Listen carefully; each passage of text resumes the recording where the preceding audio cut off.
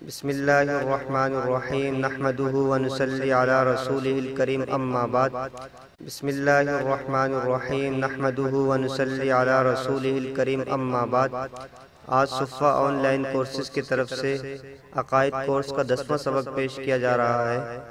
اس سبق کا عنوان ہے وجود باری تعالی، سائنسی اور عقلی دلائل۔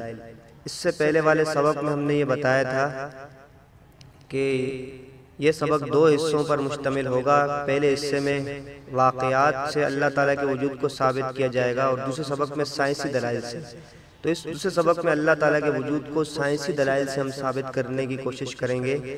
ویسے تو اس کے بارے میں کتابوں میں بڑے بڑے دلائل موجود ہیں اور بہت سے دلائل ذکر کیے گئے ہیں، لیکن ہم صرف اہم دلائل پر اتفاق کریں گے تاکہ ہم سب کو فائدہ ہو جائے۔ تو آتے ہیں دلائل کی طرف۔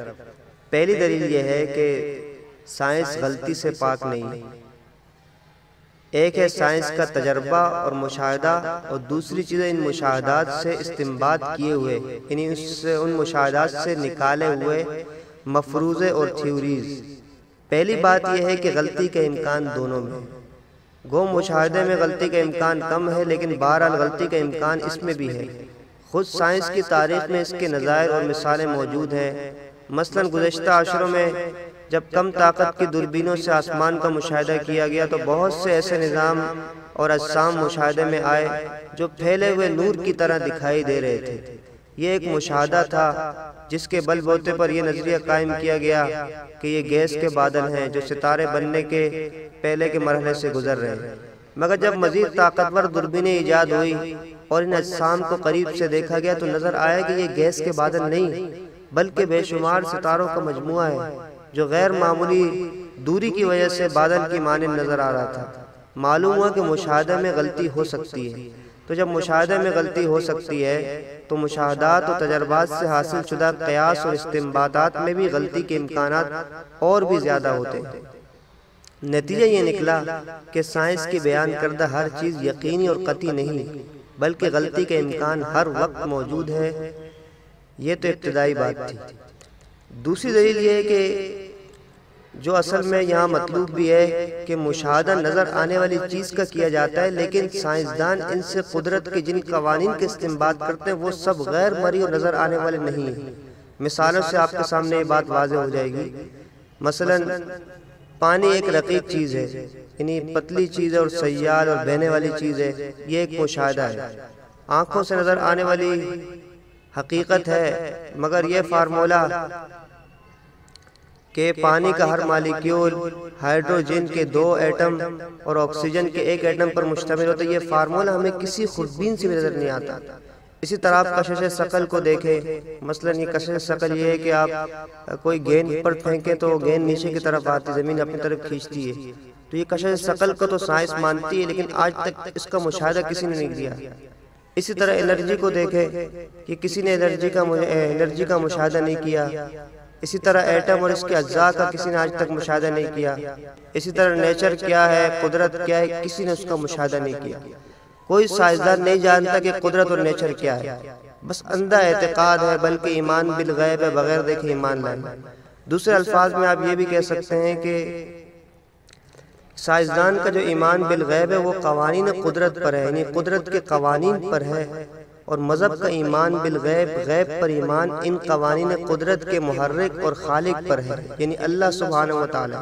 اب آپ خود فیصلہ کریں کہ کون سا ایمان زیادہ بہتر ہے، قوانین قدرت پر ایمان یا قوانین قدرت کے محرک اور خالق پر ایمان؟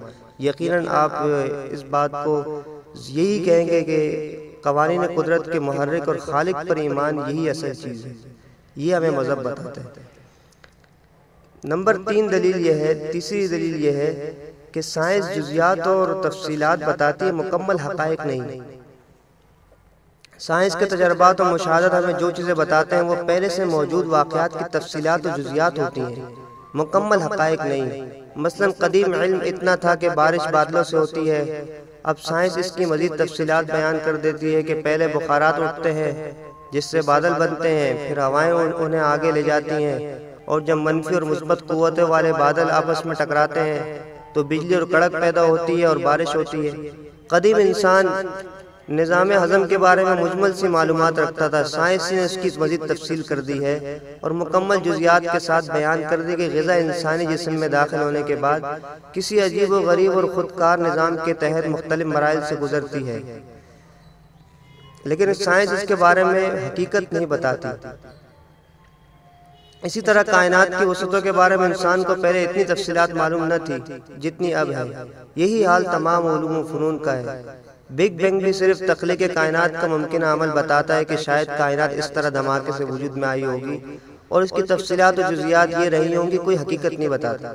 اگر آپ غور کریں تو سائنس صرف تفصیلات بیان کرتی ہے اور ان کے پیچھے کار فرما قوتیں قدرت کا کھوج لگاتی ہیں۔ سائنس یہ ہرگز نہیں بتاتی کہ دنیا میں موجود اس منظم اور محیر العقول کائنات، اس کی وسعتوں اور اس کے پیچھے موجود قوانین فطرت کا واضح یعنی کریکٹر کون ہے، اس کو بنانے والا کون ہے اور اس کا ان سے کیا مقصد ہے، اس کو ہرگز سائنس نہیں بتاتی۔ اس کو آپ ایک مثال سے سمجھ سکتے ہیں۔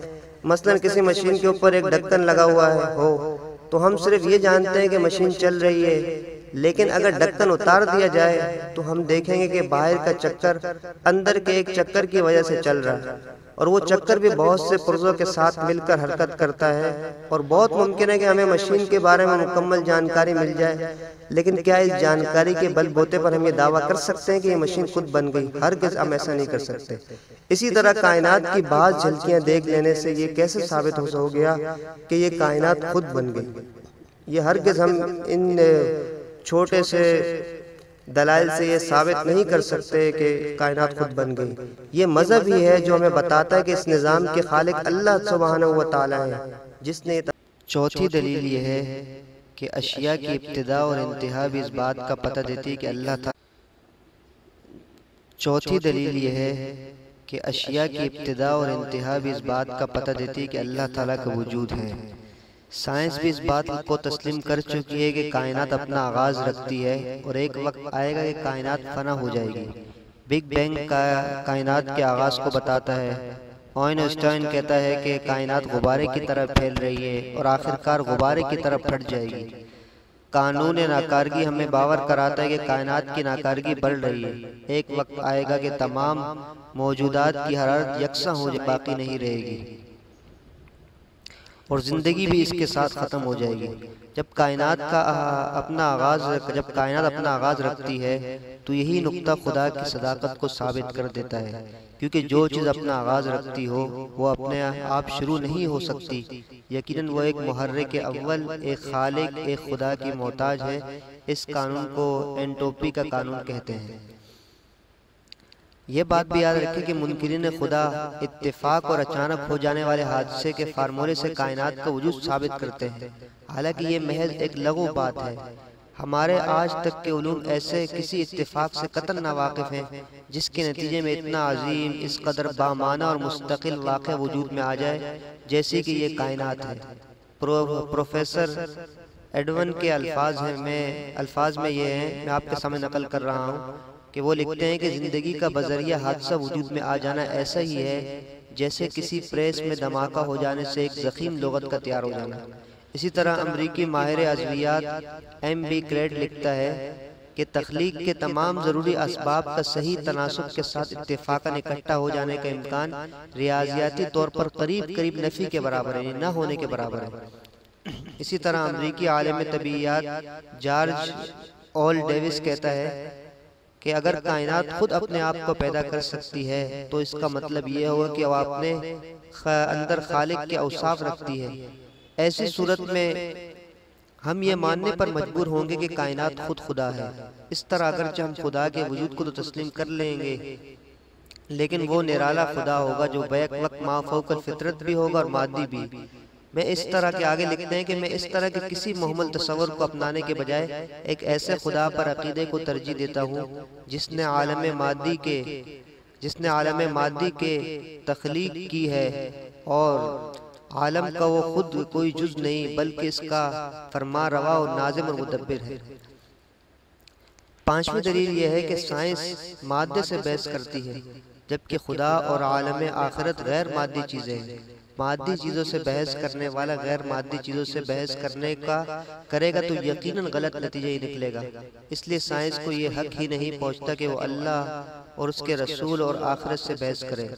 ماہر طبیعیات کا الہیات میں دخل اندازی کرنا ایسا ہے جیسے درزی کا انجینئرنگ میں رائے دینا اور ایک معالج اور ڈاکٹر کا کاشتکاری کی امور میں رائے دینا۔ چھٹی دلیل یہ کہ آگسٹ کامٹے جو 19ویں صدی کا فرانسیسی مفکر گزرا ہے، وہ کہتا ہے کہ تاریخی لحاظ سے انسان فکری طور پر 3 مراحل سے گزرا ہے۔ تاریخ کے بالکل ابتدائی دور میں انسان خدائی طاقتوں کا قائل تھا۔